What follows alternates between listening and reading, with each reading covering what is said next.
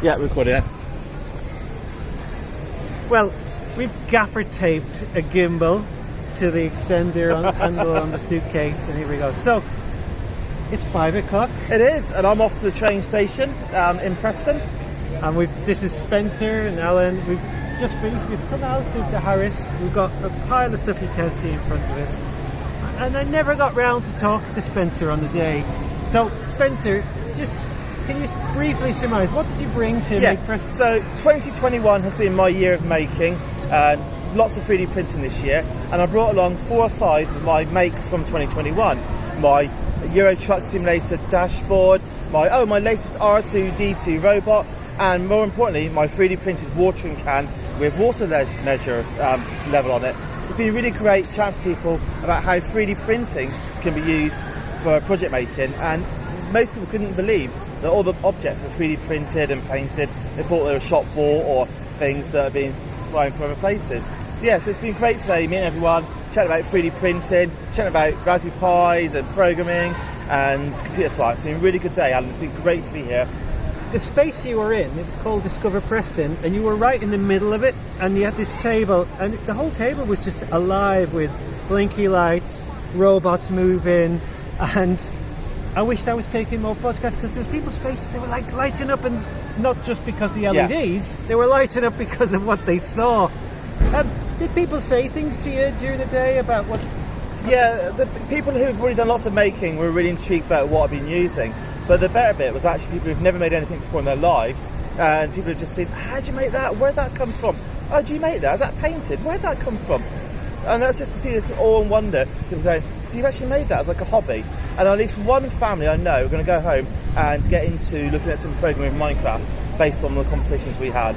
And meanwhile, all around you, making lots of noise, were other robots and droids. And then there was another R2-D2 as well that just kept making an appearance, which is a bit of a distraction, really. Although mine felt size envy, because mine was only this big, the other one was full size. Although I am planning on making a quarter size 3D printed one next year. Yeah, you got it wrong. It's what you do with it that counts.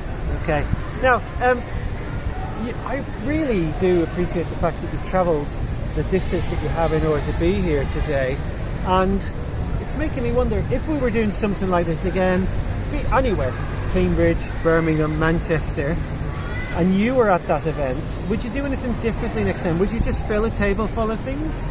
Yes, I think it's really good sometimes, rather than just run workshops or rather to these kind of training sessions, actually just show people what can be made. Let them get hold of stuff, touch things, pick things up, poke inside them. So R2-D2's head kept coming off, people kept looking inside it, have I wired it up.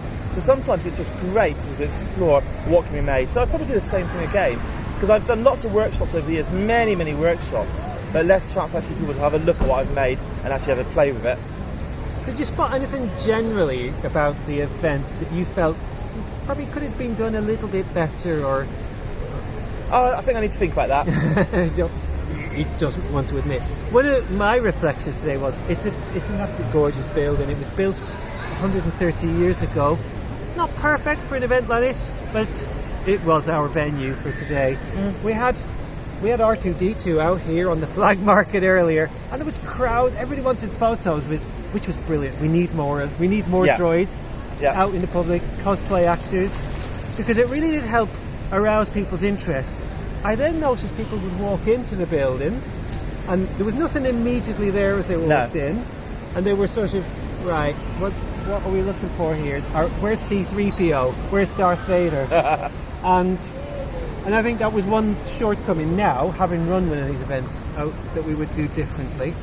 We did have some family focused at a sort of more accessible level on the ground floor, and then we were saying, get them up to the first floor. Yeah, and I think people were coming up. There were lots of people who came up with their families who hadn't actually come to the event itself, but were in Preston, went past, saw what was going on, decided to come in and see it. So we definitely were getting people who hadn't necessarily booked to come in, but actually wanted to come and see what was going on. You know what really helped with that? We met this absolutely delightful couple, Linda Shave and Stuart Shave, STEM ambassador types. Right.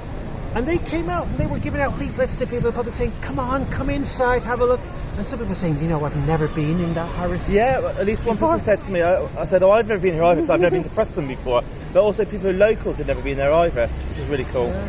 So there's lots for us to reflect on and learn Yeah. from, but thank you very much. I think we did it. I think Yeah, and I think the best thing is, I know COVID's not over. I know this, we don't know how it's going to pan out, but actually to be back meeting in person in an event Been with really lovely. other people has been wonderful. Thank you, Alan. Thank you. So a few more of these, but let's see how they go.